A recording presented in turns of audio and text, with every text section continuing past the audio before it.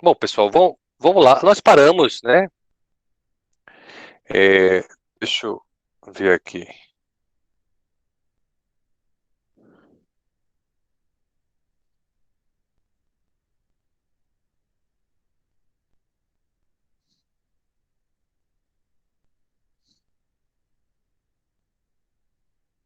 Nós paramos nessa página aqui, tá certo? Nesse slide. Nós aprendemos a como calcular o erro, né? O erro absoluto e o erro relativo. Foi isso que nós finalizamos a nossa última aulinha, certo? Vou botar aqui meu apontador. A gente viu que os erros absolutos, eles apresentam a unidade de medida, assim como esse aqui que a gente mostrou, né? Gramas por cml. E o erro relativo, não. O relativo você calcula dividindo o erro absoluto pelo valor verdadeiro, né?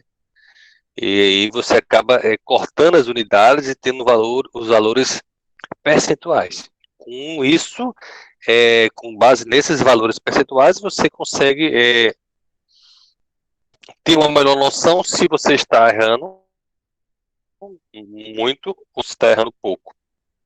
Em termos percentuais, né? Olhando, por exemplo, para esse valor aqui, menos 0,40, não sei se está ruim ou está bom. Mas quando eu olho para menos 1,2, eu já percebo que está mais ou menos, né? Então, não existe uma regra de dizer, professor, quando é que vai estar bom ou quando é que está ruim. Na vida real, nos problemas analíticos, vai depender do problema.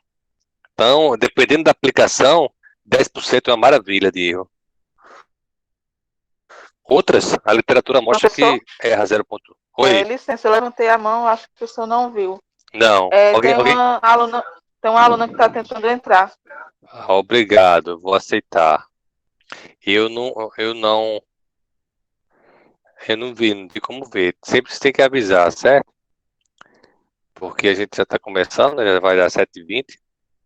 Aí quebra um pouco, né? A sequência da apresentação, quando eu paro um pouquinho. Mas tudo bem. Avisem, por favor, porque eu não consigo verificar, não. Porque eu fico olhando os slides. E hoje eu estou meio atrapalhado aqui com o meu equipamento. Aí tá pior ainda, mas a minha avise, certo? Obrigado. Voltando. Bom, então assim, é, foi isso que nós terminamos da aula passada, certo? Aí agora a gente vai continuar. Um outro parâmetro, do erro, né, é o desvio de uma medida. Bom, ele também é chamado de erro aparente, né? Porque por ter um conceito um pouco parecido com o erro. A diferença é o quê? Né? Que o erro a gente viu que é um valor medido menos o valor verdadeiro. O desvio, pessoal, é o valor medido menos a média de um conjunto de valores, certo? Então, por exemplo, eu tenho 5 medidas, certo? E aí, dessas 5 medidas, eu tiro a média. Aí tem o meu XM, que a gente pode chamar de média. Então, o valor do meu desvio vai ser o quê? Vai ser o valor de uma medida menos a média. DI é a iésima amostra. Então, vamos pensar que eu tenho 5 amostras. Então, eu tenho D1, D2, D3, D4 e D5. E aqui seria a média, essas 5, né? Valores. Então, o desvio nada mais é do que o quê? A diferença entre um valor medido pela sua média, certo? E aí, se esse valor está alto, significa que minha medida está muito diferente do meu conjunto de valores. Né? Então, se eu for fazer, por exemplo, né, vamos imaginar um valor alto, né? Como é que eu teria um valor de desvio alto? Deixa eu colocar a minha canetinha aqui, que eu também gosto de escrever um pouquinho. Então, mas se eu tivesse um ponto aqui, um ponto aqui, um ponto aqui, um ponto aqui, e a média, né? E aí essa aqui me forneceria a minha média, né? Então, se eu tivesse uma amostra aqui, né, longe, então, e uma outra, né, aqui, né? Então, se eu fosse subtrair essa em relação à média, eu teria um desvio menor do que essa em relação à média. Então, desvio nada mais é do que o quê? A diferença de uma medida pela sua média. A magnitude desse valor, né? Se eu tiver um valor alto aqui, né? Ou seja, um desvio alto,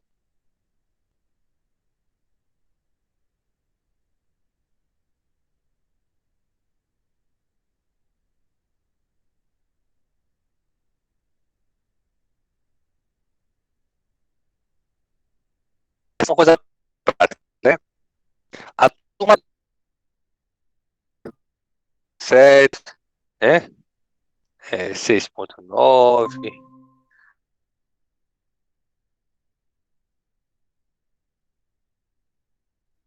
Aí chega aquele aluno que não assistiu uma aula do professor Márcio e tira 1, 2.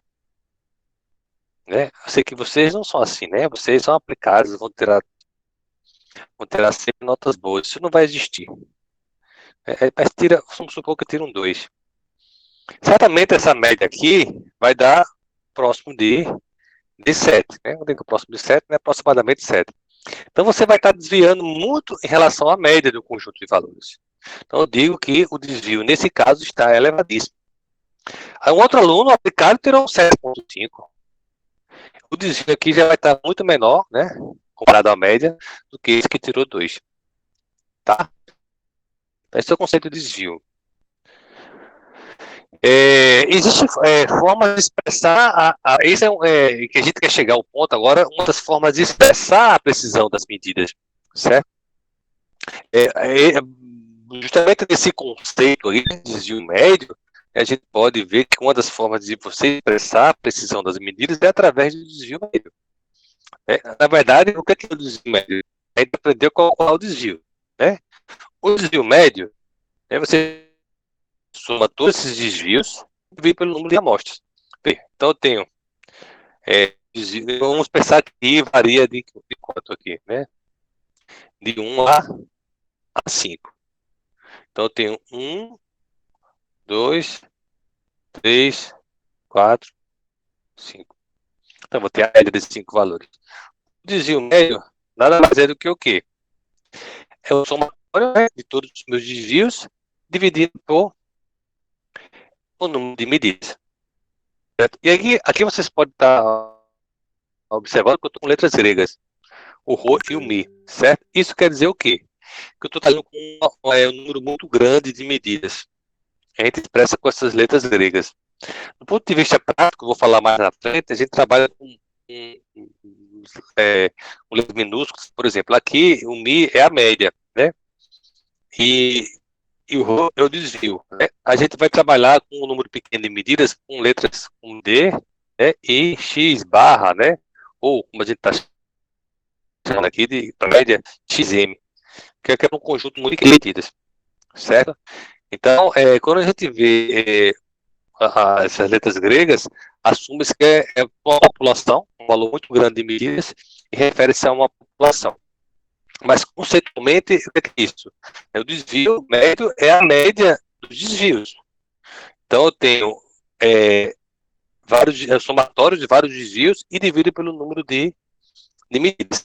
Depois eu faço um exemplo que vai ficar claro para todo mundo aí, certo? Como é que faz essa continha. Mas essa equação é muito simples. Então eu tenho 15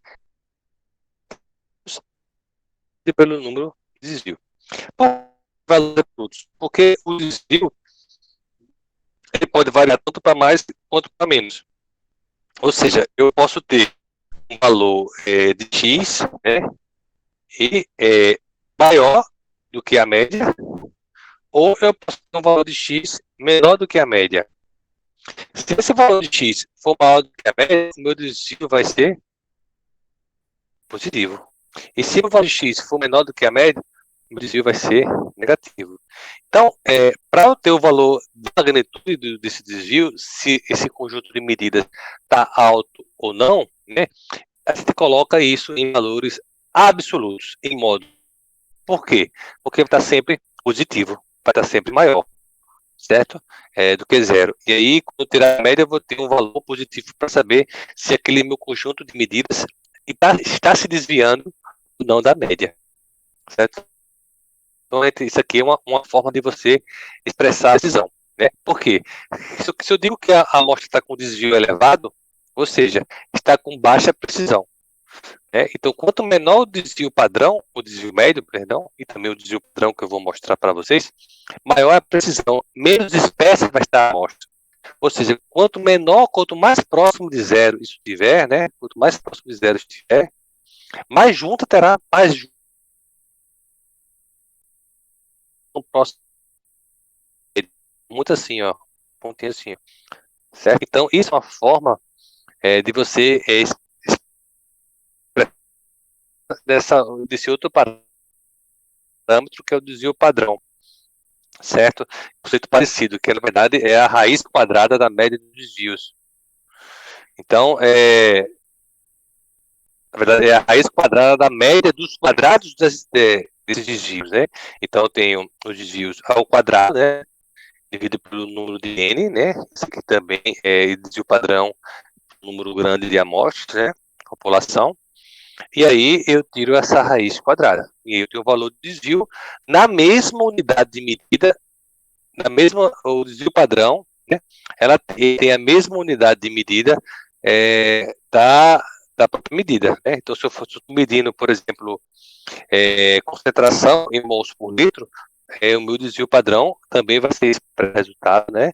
Em mols por litro, certo?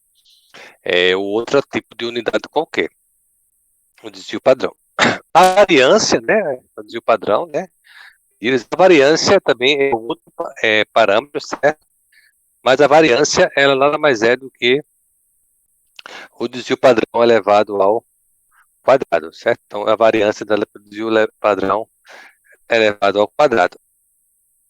Aí, é a mesma unidade de medida da própria medida, né? Pois eu estou levando ao quadrado. Então, normalmente, quando você vai expressar uma precisão, você expressa mais com relação ao desvio padrão do que propriamente a sua variância. Por quê? Porque o desvio padrão encontra-se na mesma unidade de medida, na mesma unidade do que foi feita a medida.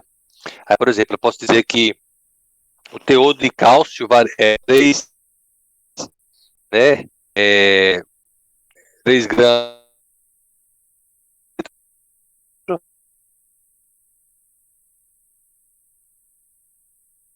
uma unidade, variando para mais ou variando para menos. Sempre, né, na mesma unidade, quando se trata de desvio padrão. Então, uma métrica interessante para a gente fazer essa comparação da precisão. Então, isso são formas de expressar a precisão. A gente vai aprender a calcular e vai fazer exemplos aqui hoje na prática, como é que funciona, certo? Em química analítica, né, é um ponto importante, né?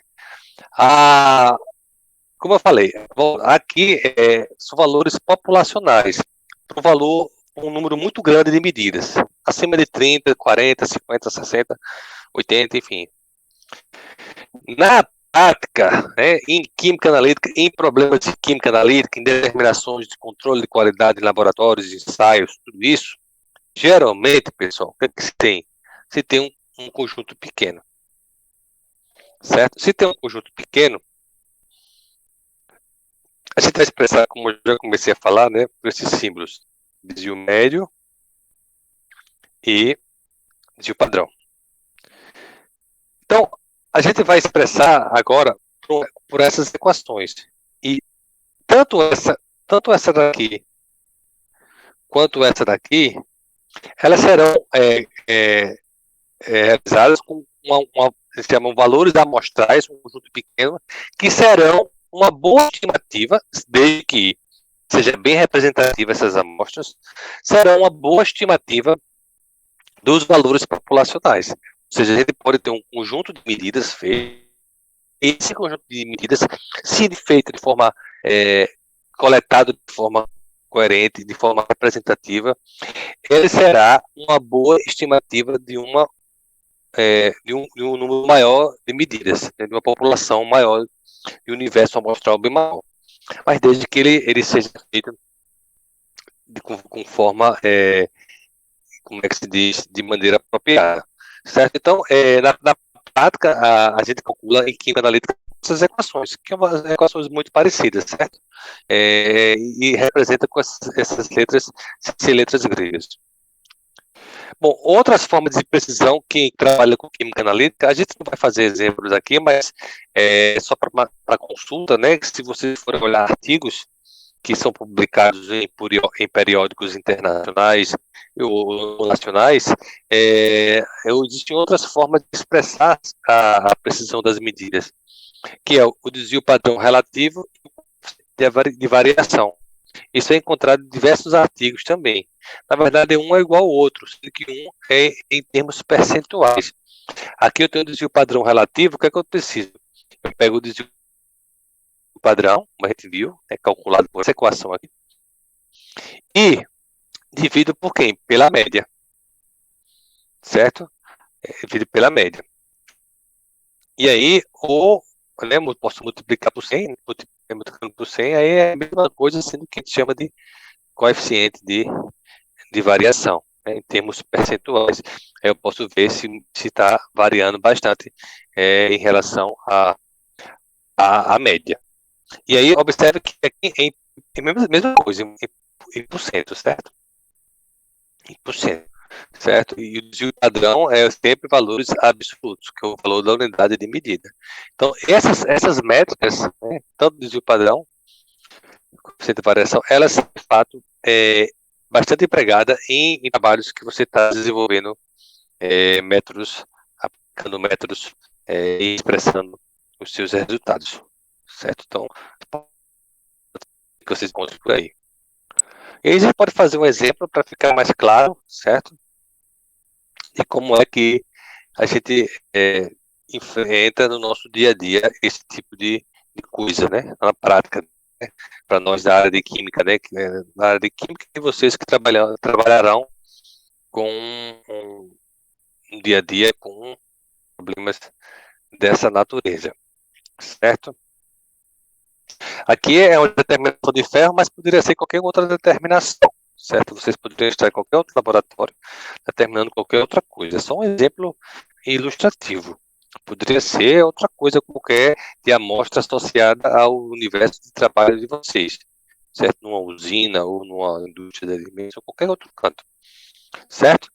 Então, o que diz o probleminha? O probleminha, ele fala que na determinação de ferro em uma amostra, né, foi realizada de acordo com um protocolo, de acordo com um determinado método, o analista obteve 4 medidas: 31.44, 31.42, 31.36, 31.38. Calcule o desvio médio e o desvio padrão, né?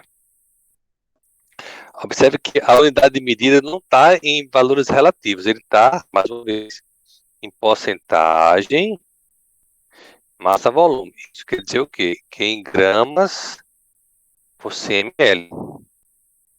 Certo? Se eu disser que eu tenho 31,44% massa, volume, é a mesma coisa que eu tenho o quê? 31,44 gramas de ferro a cada 100 ml de solução. Então, isso aqui é a unidade de concentração, ok? Só para não confundir esse valor com o valor que a gente tem lá de valores relativos. Vamos lá. Calcule o desvio médio e o desvio padrão. Certo? A gente vai aplicar aqui diretamente a nossa equaçãozinha que nós vimos aqui. Vamos ver. Certo? Eu vou ensinar também a vocês que quem não mexer, quem estiver assistindo uma aula no celular, talvez não consiga fazer. Mas quem já opera ou quem... certamente o curso de vocês e em todos os cursos que envolvem cálculo, utiliza-se as planilhas, né, em Excel. Então, é um programa muito utilizado para diversas coisas, né, no nosso dia a dia. É óbvio que para a gente mexer no Excel, a gente tem que, antes de mais nada, saber fazer a conta. Hoje a gente faz isso com O Excel, no nosso caso, vai ser como se fosse uma calculadora que vocês têm aí no celular. Tem calculadora que calcula rapidamente esses desvios padrão. Muitos de vocês já devem ter calculado na vida de vocês. Outros não, a gente vai relembrar aqui para quem não sabe como é que faz para calcular. Certo? Então, ele quer justamente o desvio médio e o desvio padrão. A primeira coisa que você faz, né? Aqui eu tenho as minhas 4 medidas, né? Eu tenho valor percentual, x1, x2, x3, x4. A primeira coisa que se faz é a média. Tá? Então, você somar todos esses 4, né? A média é que todo mundo aqui já está acostumado a fazer quando vai saber a nota da prova, né? A média final. Soma tudo e divide pelo número de coisas. Então, vou ter uma média de 31,40%. Né? Faz rapidamente até de cabeça. Então, a média vai ser 31,40%. Então, você coloca esse valorzinho, você faz, se você for fazer à mão, né, um papelzinho, recomendo que se faça antes de mais nada, antes de fazer no computador, antes de fazer na calculadora. A melhor coisa que a gente faz é fazer na mão, porque a gente aprende mais a matemática e não erra, e sabe como é que calcula.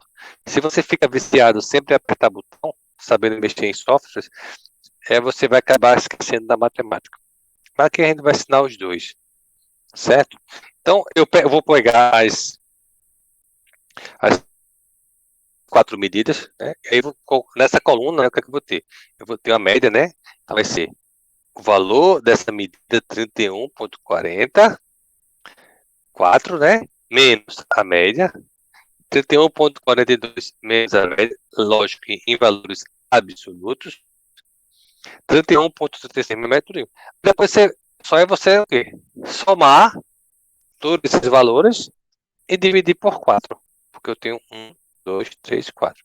Então, faz para cada célula essa subtração, coloca em valores absolutos. Né? Aí, a equação, lembrando que a equação, qual que é a equação? É o somatório dos valores absolutos dividido pelo número de medidas. Né? Então, você vai somar tudo isso aqui, cada um desses somatórios, cada um desses linhas, e dividir pelo número de medidas. E aqui é a mesma coisa. E é o valor medido menos a média. Aqui absolutos. Eu teria valores positivos ou negativos. Se eu subtrair 31,36 por 31,40, eu tenho 0,04 negativo. 31,38 menos 31,40, eu tenho 0,02 negativo. Então, mas aqui são valores absolutos e positivos. Então, no final, eu vou ter o quê? Um somatório desses desvios. Eu divido esse somatório por 4 e eu tenho o desvio médio. O desvio padrão é a mesma coisa. Você vai somar tudinho, né? Quadrado desses desvios. E depois você vai dividir pelo n-1, né?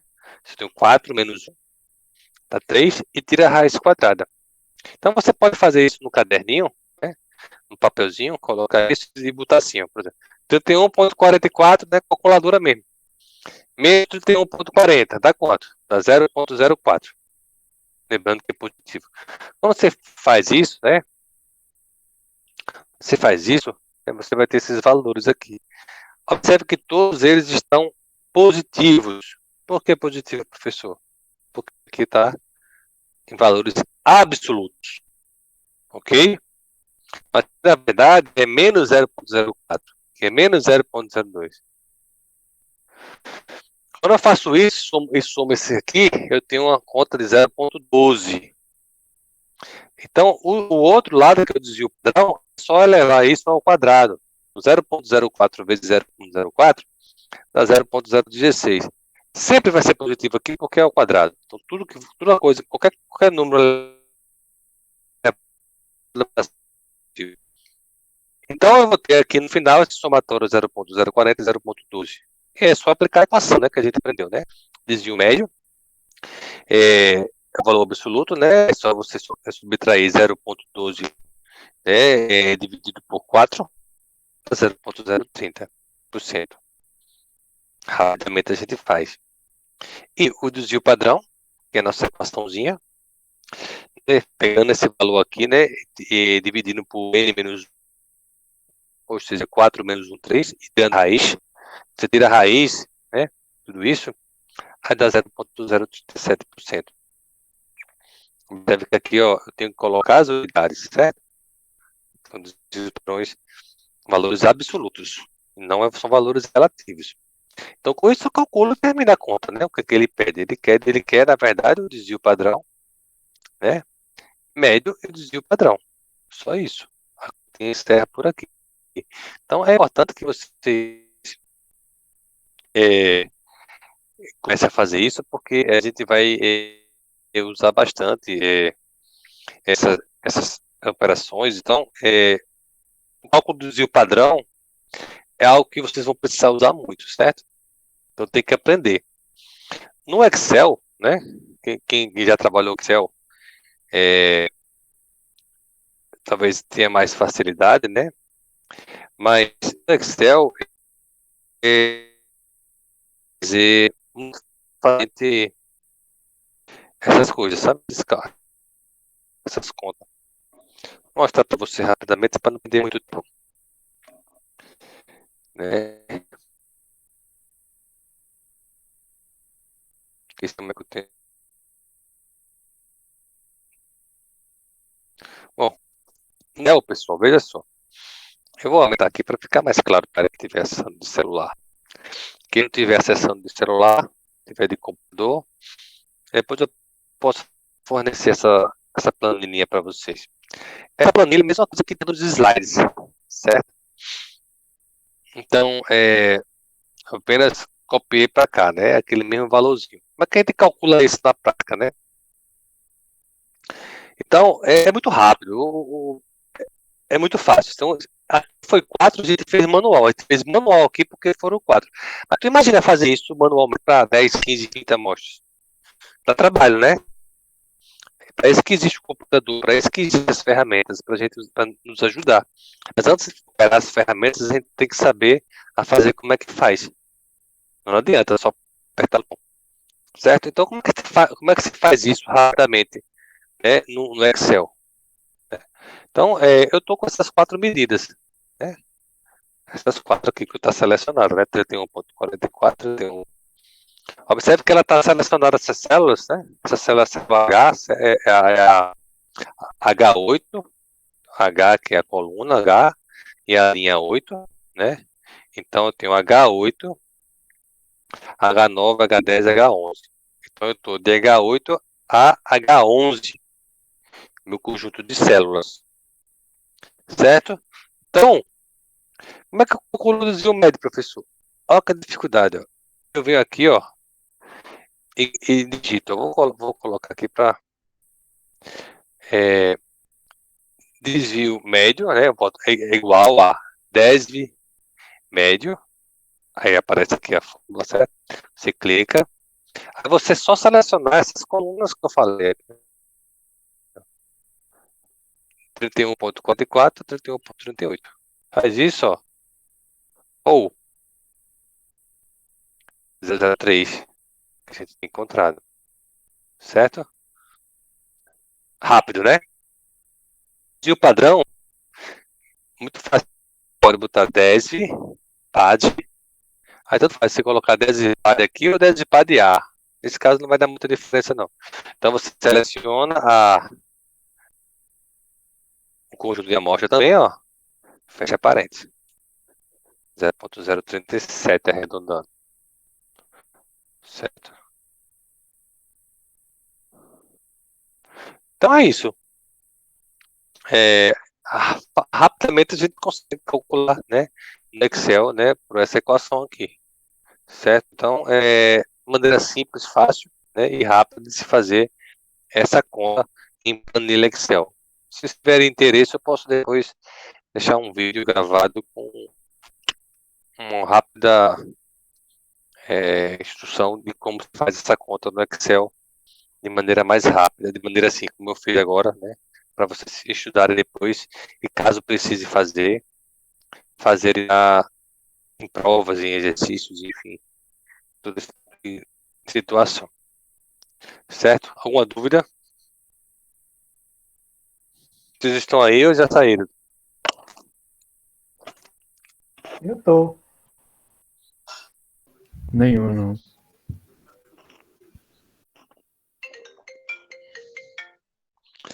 Rapaz, eu não aguento mais. O que é que eu faço para bloquear esses números, hein?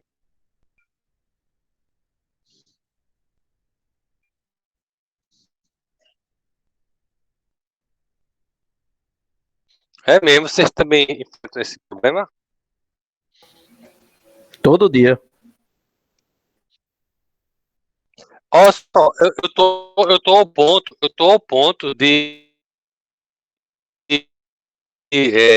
deixa eu ler os aplicativos e tal, mas eu tô ao ponto de bloquear a chamada para número desconhecido. Só,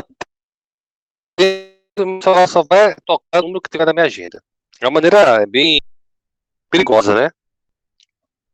Porque pode acontecer uma emergência, alguém ligar, eu não. Como é que hoje tudo se resolve com o WhatsApp? Ninguém liga mais para ninguém, né? Hoje a ostentação é bônus. Ligar, porque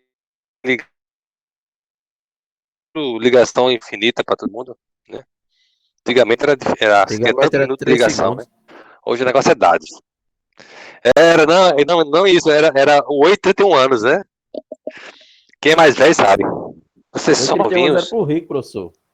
Na minha época era, Era, na minha época era 3 segundos mesmo. pronto. Mas o 8, 31 anos, ele logo ficou defasado, porque foi evoluindo, né? As concorrências e tudo. Mas é isso, né? Eu tô muito chateado. É direto essas ligações. Eu tenho vontade de quebrar o celular às vezes, sabe? Eu não sei se vocês comungam da mesma vontade que eu tenho, assim, de quebrar as coisas de celular, de raiva. Você tá Também tenho concentrado e essa vontade, professor. né? Você tá concentrado, o negócio toca na hora errada. Bom, vamos lá então, né? Então, eu posso depois mandar um videozinho para vocês para ficar mais lentamente, vocês olham esse exemplo. Esse exemplo já está calculado nos slides, então vocês podem olhar lá sempre que quiserem para recorrer. Eu estou para ver se aqui na próxima, essa aula, outra, eu coloco uma listinha de exercícios para vocês já irem não acumulando o assunto e irem já respondendo, já pensando numa provinha. Beleza? Vamos lá. Dando prosseguimento. Então, só recapitulando, né? A gente falou de erro, forma de medir essas precisões, né? A gente falou de erro, né? Deixa eu ver aqui. Bom, a gente falou sobre essa classificação de erros, né? Os erros determinados ou sistemáticos. E falou rapidamente dos erros indeterminados, né? Então, você toma cuidado para que todas as suas análises sejam feitas de forma correta, né? Faz suas medidas bem direitinho, mas toda e qualquer medida ela está sujeita a erro, variando para mais ou para menos, de forma aleatória. Esses são os erros indeterminados. Não adianta você, mas que você faça, né, um conjunto de operações no laboratório, vai dar um resultado para mais ou um resultado para menos. Flutuando, né, não muito alto, né, espera-se, mas que não possui um valor definido. Esses erros indeterminados ou erros aleatórios, eles são tratados por estatística, certo? E agora que a gente vai falar um pouquinho sobre eles. Agora a gente vai usar a estatística para tratar esses erros, certo? Os erros sistemáticos, eles podem ser evitados, né? Como a gente comentou aqui, quais são os tipos, né? E vários tipos de erro, certo? Aí falou sobre matematicamente, né? Como funciona, né? E as formas de expressar a precisão. Agora, né? A gente vai falar um pouquinho sobre esses erros indeterminados, ou também chamados aleatórios, certo? Então, é como aquilo que eu comecei a falar logo no início, né, da aula, né? Então, da aula não, do curso, né? Nós, em laboratório, né, diversas vezes a gente está fazendo uma análise. Então, para fazer uma análise, você recorre a, a, a várias coisas, né? Assim, desde uma pesagem é, até uma medida propriamente dita. Então, é normal essa flutuação. Eles apresentam pequenas variações na medida, né? A gente já mostrou, né, e viu que os erros determinados, eles têm uma direção, os indeterminados não. Eu tenho um valor medido, né, aqui, não um valor como verdadeiro, né? Eu tenho, né, como verdadeiro, ele está flutuando, né, em torno do valor, né, de forma aleatória. Se eu tiver um conjunto de medidas, tudo para mais ou tudo para menos, então, com uma certa tendência, né?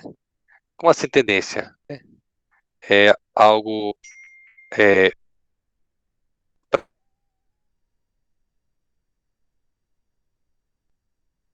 no centro, né? Eu posso ter um conjunto de medidas assim, né? Eu posso estar aqui assim, tudo para menos, né? Aqui é a média, né? Aí eu tenho isso aqui para mais, isso aqui para menos. Então, esse tipo de comportamento, né, em relação aos valores, eles têm uma direção. Nas extremidades ele está abaixo do valor verdadeiro e no meio ele está acima. Então é um tipo de erro sistemático acontecendo, né? Você mudou alguma coisa, né? No seu experimento, né? Esqueceu, mudou um reagente para o outro, né? Ah, enfim, alguma coisa que você fez ali no meio das coisas que promoveu essa alteração. Um pico de energia do equipamento, né, uma estabilidade térmica, uma variação qualquer aconteceu aqui, que tudo para mais, né, depois voltou para cá, durante o conjunto de medidas que foi nesse curso. Então, são erros sistemáticos. O erro aleatório, ele não é assim. Eles são pequenas variaçõezinhas, ele vai, né, para baixo, para cima, para baixo, para cima, para baixo, para cima. Tá lá, flutuando. Então, ele pode acontecer tanto para o valor negativo quanto para o valor positivo. De forma o quê? Aleatória. Eles não têm uma direção, certo? Então, assim, naquela medida você tá com a pipetinha, né? Trabalhando com a pipetinha, aí ficou uma gotinha aqui. E a pipeta aqui não considera essa um volume morto, né? Mas na outra você fez certo. Então variou um pouquinho para menos, um pouquinho para mais. Você está dando a leitura de uma bureta, né? No menisco, né? Vai olhar a bureta no menisco, né? Então, você consegue ler ela direito nesse menisco, no próximo você se afasta um pouquinho da direção e você lê errado a bureta.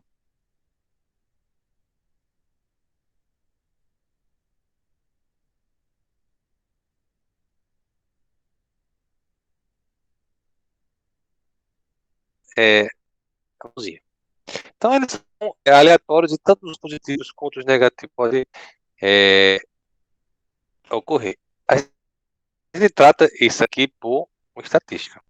E a primeira coisa que se pensa para tratar esses erros o primeiro passo é assumir alguma distribuição para esses erros.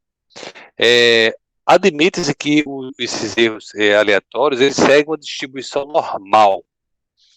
E aí eu posso calcular a probabilidade de ocorrência, né, de um certo valor dessa medida em relação a uma variável de interesse. Não precisa se assustar com essa equação, aí não vai usar para calcular nada. Na verdade, ele usa, né, informações que nós já trabalhamos, que é o medido, a média e a variância, né, do padrão quadrado. Mas, na verdade, o que ele mede é uma probabilidade de ocorrência em um determinado valor, certo? Considera o que? Tem os desvios, né, em si, tem os desvios, que é x menos, né? x menos a média, isso aqui, isso não é que o desvio de x em relação à média. Média é o mean, né, o valor, a média da população. E sigma é o meu desvio padrão populacional, ou seja, um conjunto grande de medidas. Não precisa se assustar com essa equação, porque a gente não vai calculá-la. A gente ensina de uma forma que é mais simples, não vai precisar calcular. A distribuição normal ela segue, funciona dessa forma. Esse y aqui é a função de probabilidade, é aquela anterior, a equaçãozinha anterior. Ele mede a probabilidade de ocorrência. Ela é uma curva de formato de um sino, né? Distribuição normal, ela é perfeitamente simétrica. O que quer dizer isso? E o que acontece aqui nesse lado, acontece no outro. Certo? Então, é a probabilidade de ocorrência. Se eu somar, fazer uma integral, a área de toda essa curva, né, do começo do zero, né, até aqui o finalzinho, menos infinito, na verdade, né, se eu fizer de menos infinito a mais infinito, eu vou ter 100% a curva, a probabilidade. Então, essa probabilidade de ocorrência, ela é tomada no eixo x, ela pode ser tomada tanto em função dos valores de x. Como assim valor de X? Ah, vai lá, estou medindo cálcio numa determinada amostra. Sei lá, por exemplo, eu quero talvez. Vamos pensar outra coisa. Medir o peso de caroços de feijão, um saco de 1 quilo de feijão. Quanto pesa cada caroço de feijão? Né? Por exemplo. Uma medida em grama. Né? Eu posso expressar, né, nesse eixo X a grandeza, né, de uma variável, teor de cálcio, de ferro, enfim, qualquer coisa, em função de X, em função dos desvios, ou seja, subtrair cada valor pela média, ou os desvios normalizados. Esses desvios são desvios tomados em função de unidade Z. Como assim normalizar, professor? Eu pego essa subtraçãozinha aqui e divido pelo desvio padrão. E aí eu fico com média zero, certo? E tendo essa variação em unidades de Z. Com base nessa variação de unidades de Z, eu consigo ver a minha probabilidade de ocorrência. À primeira mão pode parecer complicado, porque a gente não tem ainda familiaridade com esse tipo de conta. Mas com o decorrer da aula e com o decorrer das operações, a gente vai perceber que é possível fazer essas determinações de maneira tranquila, certo? Então, olhando para essa gaussiana ainda, né, esse símbolo aí, né, a gente vê como isso aqui é uma probabilidade de ocorrência, né, o valor mais provável, né, é justamente a média aritmética, certo? Essa média aritmética aqui, tá, pessoal? Então, é o valor mais provável. Então, os desvios positivos e negativos, ou seja, desvio positivo é tudo aquilo que tiver para cá, né? Medida, se tiver uma medida, né, para cá, em relação à média, ele vai ser positivo, certo? Se eu subtrair isso pela média, ele vai ser positivo. Então, como ela é perfeitamente simétrica, os desvios positivos, eles são igualmente prováveis em relação aos desvios negativos, certo? Tem a mesma probabilidade. O que acontece em menos um, né, ocorre em mais um, certo? Porque ele é perfeitamente simétrico. E desvios pequenininhos, né, aquele que estão próximos da média, né, se for verificar, né, eles são mais prováveis do que aqueles desvios grandes, certo? Então, a gente vai ver, explicar depois, mas essa informação é importante, que se não existir erros sistemáticos no meio do caminho da conta, né, essa média populacional, né, ela vai coincidir com quem? Com o valor verdadeiro da medida. E isso para quê? Para um conjunto muito grande de medidas. certo? Então, daqui a pouco a gente vai ter mais isso aqui quando a gente for fazer nossos exemplos. Mas, a princípio, essa informação aqui, ó, que eu falei, que descreve essa probabilidade de ocorrência, essa informação é útil para a gente entender aqui mais na frente, né? Então, como é que eu calculo essa probabilidade? Como eu falei, a gente vai usar unidades de Z, né? Então, esse valor de Z aqui, certo? Então, se eu integrar só fazer a somatório, né, de todos os pontos, né, de menos infinito. Aqui é mais, certo? Aqui não é menos, não. Um certo aí nos slides, passou batido. Aqui é mais, ó. Certo? Então, se eu somar ponto a ponto aqui, ó, eu falei, vai dar 100%. Como é que a gente faz essa conta? Vamos lá. Aqui eu tenho 0, eu tenho 1, né? Menos 1, né? Menos 12 e assim por diante. O que é que ele está dizendo aqui? Que informação importante para a gente? Vou apagar aqui para não confundir.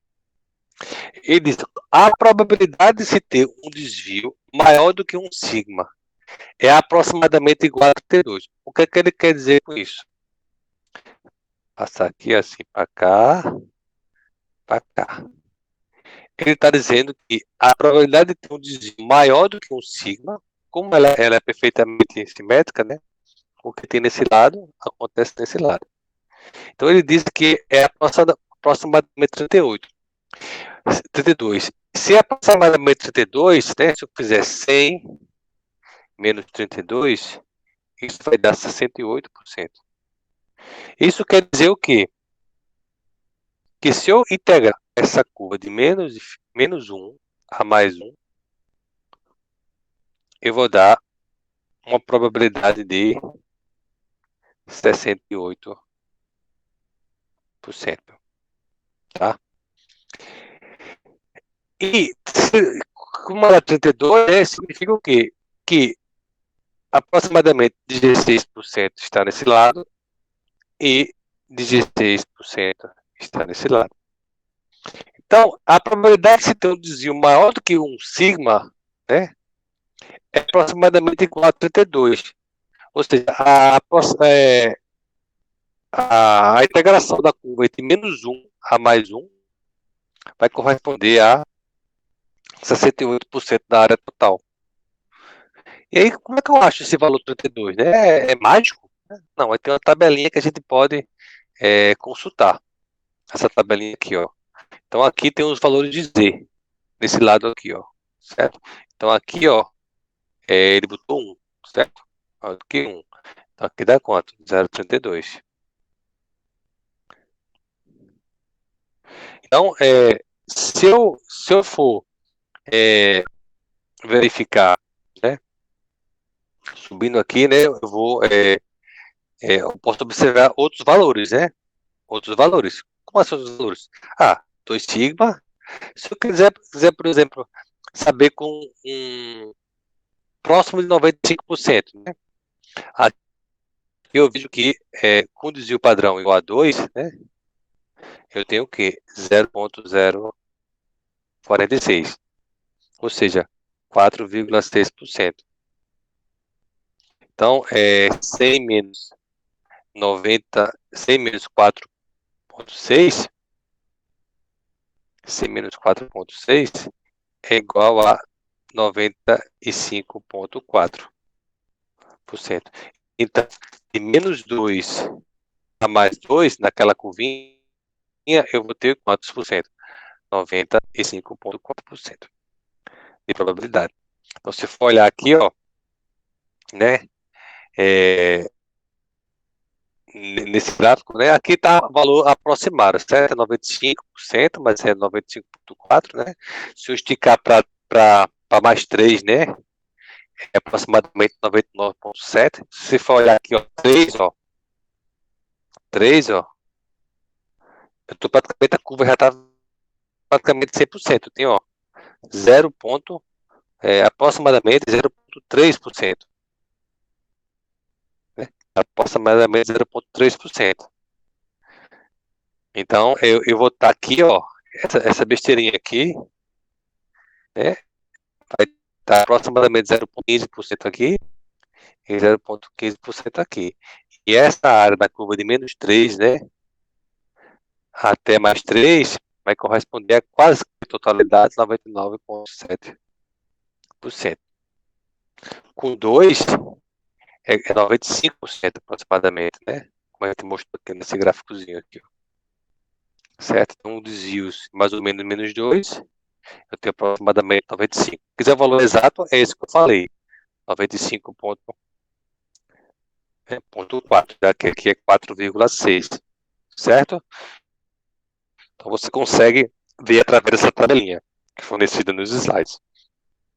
E aí você consegue depois, aí para ficar claro mais, né, a gente vai fazer um exemplo que aí a gente consegue mexer com essas probabilidades, né, para uma avaliação estatística mais apropriada no que diz respeito a algo aplicado na área de química, certo? Especificamente em química analítica.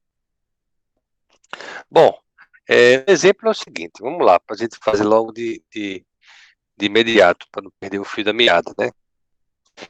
Sabe-se que o teor de cálcio num composto ele varia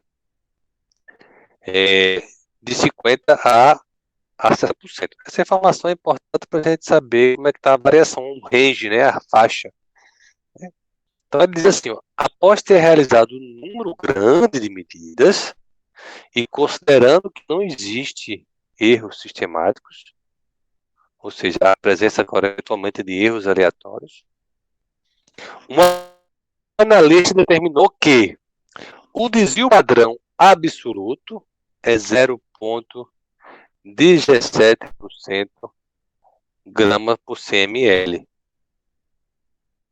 Tá?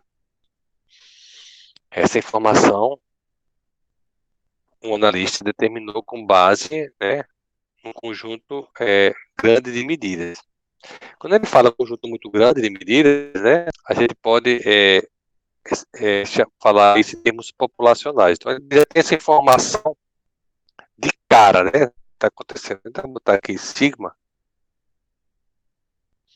porque considerando um número grande de medidas. Essa informação aqui não foi um conjunto pequeno, né? Com o número de medidas, a gente vai estar pensando em distribuição normal, a gente vai falar em distribuição Z, a gente vai trabalhar com média populacional, e a gente vai trabalhar com desvio padrão populacional. Então, essa informação é que 0,17% é o desvio padrão. Então, se o valor o resultado de uma análise isolada, né, pegou aquela amostrazinha, né, chegou no laboratório, né, abateu aquela amostra e deu 55,30 de cálcio, né, 50,30 de cálcio,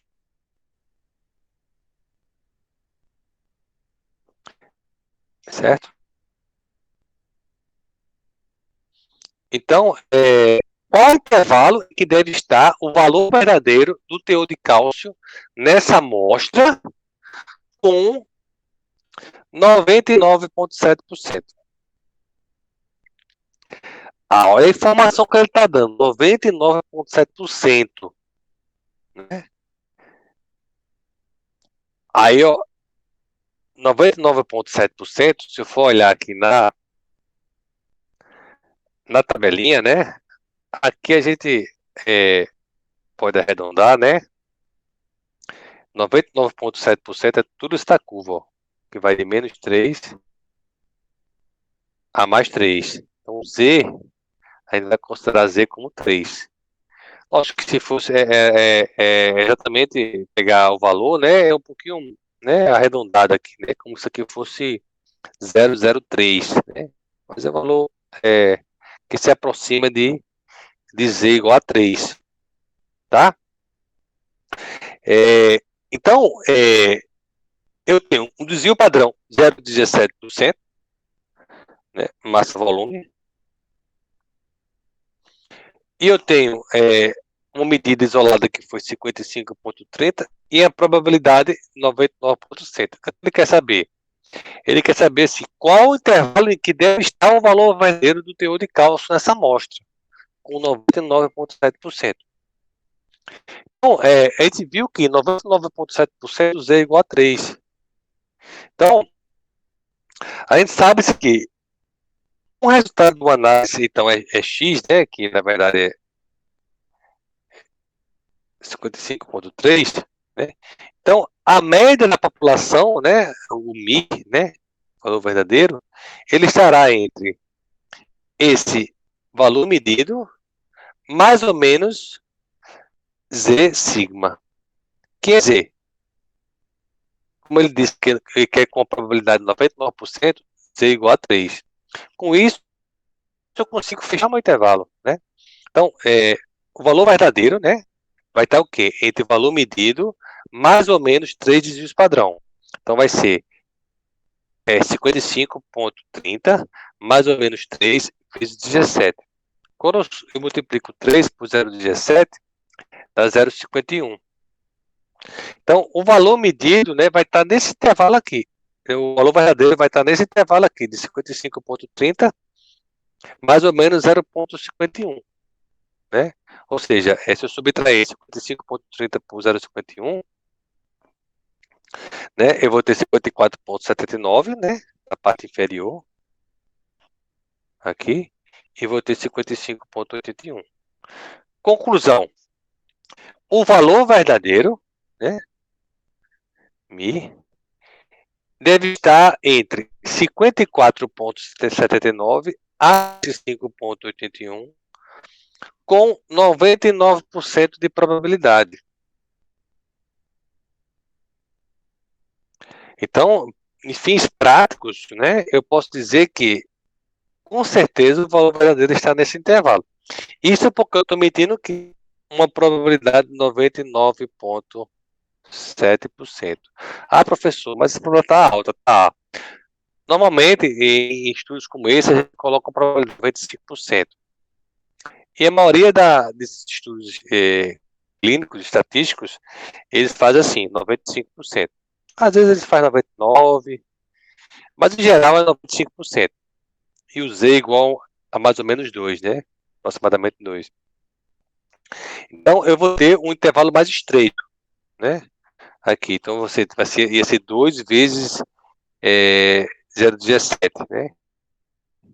Então ia ser 50,30 mais ou menos 0,34.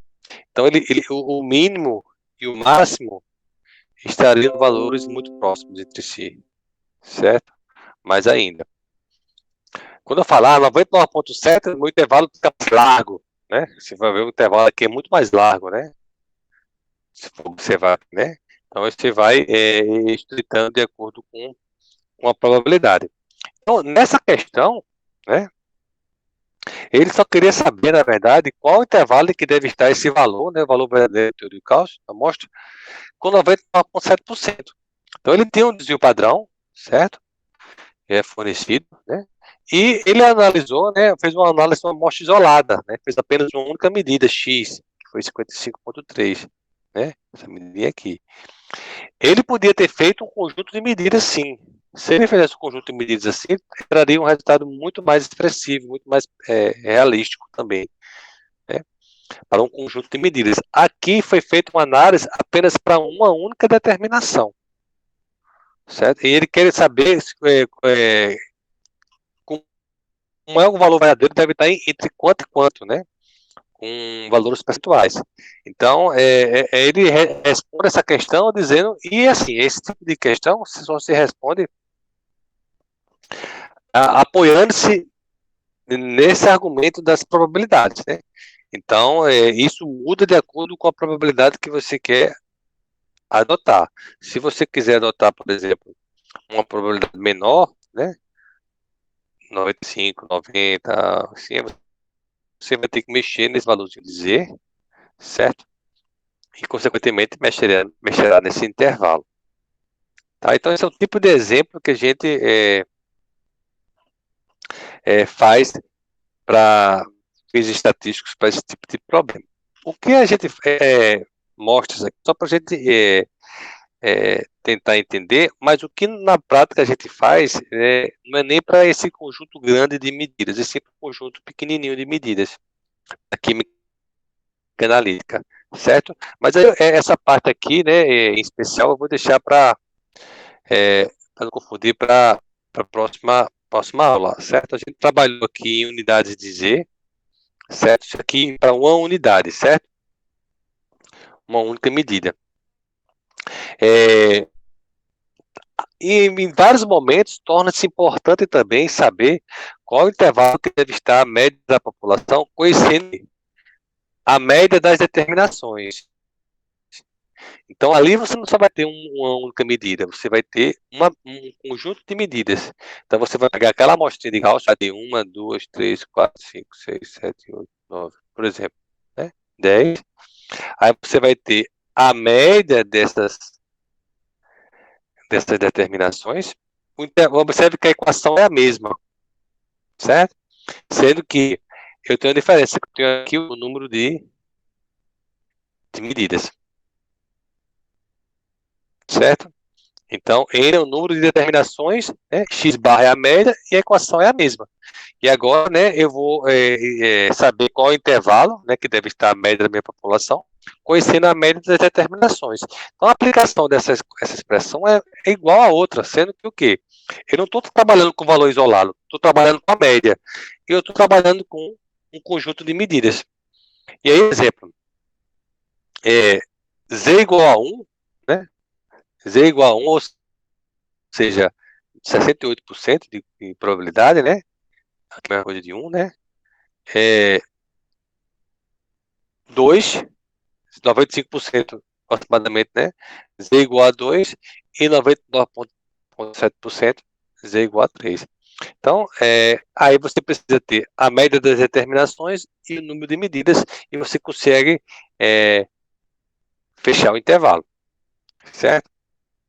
A gente volta a falar isso com mais detalhes na próxima aula, porque a gente vai ver que na química analítica a gente não tem esses valores, né? Em geral, a gente não tem esses valores populacionais, né? Sigma. A gente tem um conjunto pequeno de medidas. Então a gente trabalha com uma outra distribuição em geral, que é a distribuição de T-Student. Para não ficar muito cheio, muito densa a aula, a gente vai deixar para a próxima aula, certo? Explicando direitinho. Essa outra expressão que é muito parecida, certo? Ele vai mudar o quê? Vai mudar, né, a gente não vai trabalhar em termos de distribuição e Z nessa tabela, e sim de ter student, que é apropriado para um conjunto pequeno de amostra. A gente vê isso com detalhes na próxima aula, senão fica muito cheio e muita informação no único dia. Certo? Eu vou fazer a chamadinha aqui, certo? A princípio pode parecer um pouco mais complicado, mas quando eu for fazendo mais exercícios, vai ficando mais fácil, certo? Eu acho que alguém falou que tem que saiu da aula, não foi? Eu não sei quem foi que saiu, mas acho que alguém saiu. Deixa eu olhar aqui.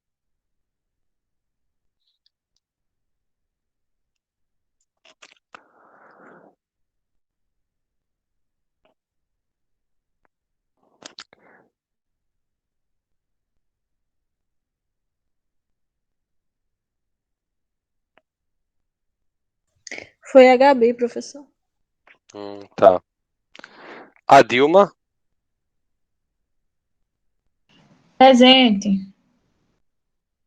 Alessandro, Presente. Amanda Vitória, Presente. Bruno, Presente. Davidson, Edivaldo, Presente, professor. Emanuel, Estou aqui. Felipe Faustino, Presente, professor. Gabriele foi a que saiu, né? Professor. Hugo Soares, Presente, professor. Joelson, Presente. Juliane de Souza, Presente, professor. Laís,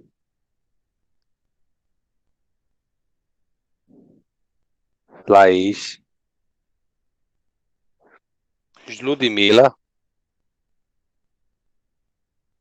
Ludmila, Maria Roberta, Presente.